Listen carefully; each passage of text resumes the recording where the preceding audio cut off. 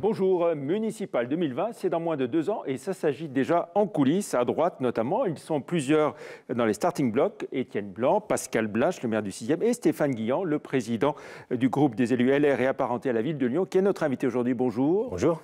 Alors, au moins une chose est sûre, il n'y aura pas de primaire pour vous départager, à la différence de 2013-2014, cette fois-ci. Il y a un consensus là-dessus. Je pense que même si les primaires de 2014 s'étaient très bien passées à Lyon en 2013, on est un peu vacciné suite à l'événement présidentiel et il me semble que tout le monde aujourd'hui est à peu près d'accord pour dire qu'il n'y aura pas de primaire. Vous nous confirmez que vous êtes candidat à la candidature aujourd'hui? Je fais partie, comme vous l'avez dit en introduction, des gens susceptibles d'être candidats. Aujourd'hui, je n'ai rien annoncé ni rien décidé. Je pense qu'il ne faut pas mettre les hommes avant le projet et les idées et la stratégie. Quelle est la bonne stratégie pour prendre la ville de Lyon? Plusieurs possibilités. Moi, je suis un élu du 8e arrondissement, qui est un arrondissement populaire. Je pense que Gérard Collomb, depuis quelques mandats et aujourd'hui au niveau national avec Emmanuel Macron, abandonne les classes populaires.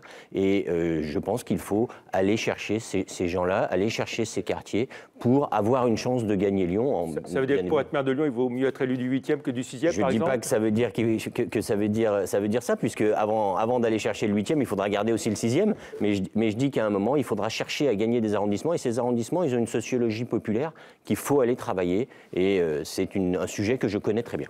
Après Perben 2008, Blanc 2020, faire appel à un candidat qui, depuis plus de 20 ans, est élu dans un département autre que celui du Rhône, n'est-ce pas le meilleur moyen pour la droite que de perdre les élections municipales? Je ne sais pas, chacun à un moment prendra ses responsabilités. Effectivement, il y a quelque chose qu'on peut appeler le syndrome Perben, le parachutage. Est-ce que ça venait de l'homme ou est-ce que ça venait du parachutage? Je ne sais pas.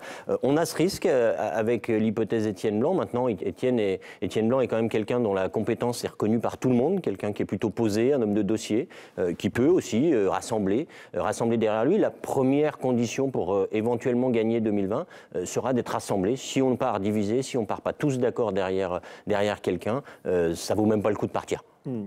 Pour rassembler, est-ce qu'il ne faut pas déjà être de Lyon, clairement élu à Lyon? C'est peut-être mieux, mais est-ce que le handicap est irréversible? Je ne sais pas. Qui décidera de la tête de liste à Lyon et pour la métropole? Le président des Républicains Je pense que le président des Républicains aura son mot à dire. La commission d'investiture, Lyon fait partie des villes qui seront réservées commission nationale d'investiture, donc de toute façon, ça sera une décision collégiale.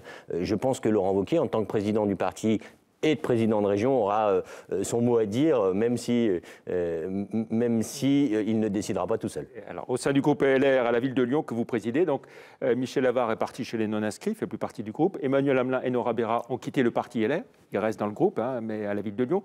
Georges Fenech est plus parisien que lyonnais, c'est la Bérésina?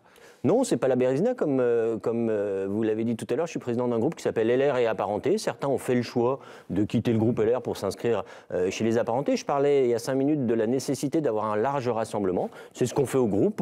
On n'est pas forcément toujours d'accord sur tout, mais sur l'essentiel, on est relativement d'accord. Vous entendez bien avec les constructifs, donc? Je m'entends très bien avec les constructifs et je m'entends très bien avec les Républicains que je dirais historiques. Vous citiez le nom de Georges Fenech tout à l'heure.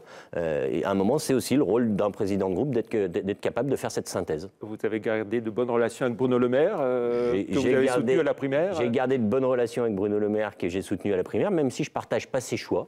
Je pense qu'il est allé trop loin. C'est dommage parce que c'était quelqu'un de grande valeur. J'espère qu'il est utile à la France. Je ne partage pas tous ses choix aujourd'hui. On pourrait parler de la CSG, l'augmentation de la CSG. Il était totalement contre avant. Il est aujourd'hui l'homme qui la met en place. Ça me gêne un peu. L'avenue d'Emmanuel Macron à Lyon le 2 juin 2016 et la réception en mairie vous a beaucoup occupé il y a quelque temps. Est-ce que vous avez reçu toutes les informations? J'ai eu des informations, ça m'a effectivement beaucoup occupé. Ce qui est grave au-delà des informations que j'ai eues au bout de 6 mois, c'est le délai que j'ai mis pour les avoir. Je crois qu'il appartenait à la mairie, à Gérard Collomb à l'époque, de répondre dans la demi-heure, j'allais dire, peut-être pas, mais dans le mois. Il a quand même mis plus de 6 mois après que je l'ai quand même menacé par courrier recommandé de saisir la commission administrative d'accès aux documents. Je trouve que c'est dommage, dans le cadre d'une démocratie, d'un fonctionnement normal d'une mairie, qu'un élu mette plus de 6 mois pour avoir accès à des documents. Un commentaire sur les polémiques concernant les tarifs de de location et de ristourne accordés par Gilles Evans au candidat Emmanuel Macron? Pas de commentaire aujourd'hui tant que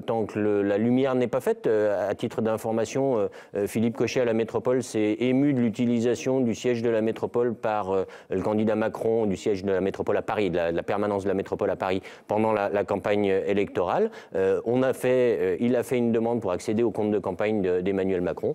C'est un dossier à suivre. Aujourd'hui, nous n'avons pas suffisamment d'éléments pour prendre une position tranchée. Les élus LR de Lyon n'ont pas de reproche à faire à Gilles Evans. En l'état actuel des choses, je n'ai pas de reproche à faire à Gilles Evans.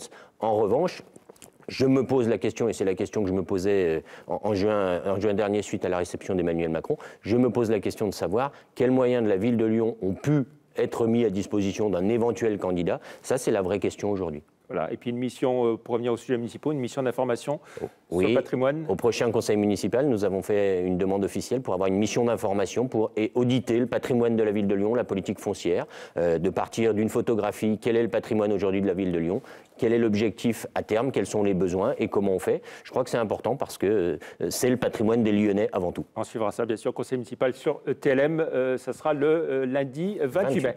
Merci Stéphane Guillon d'être venu dans l'invité de la rédaction. Bonne journée, au revoir.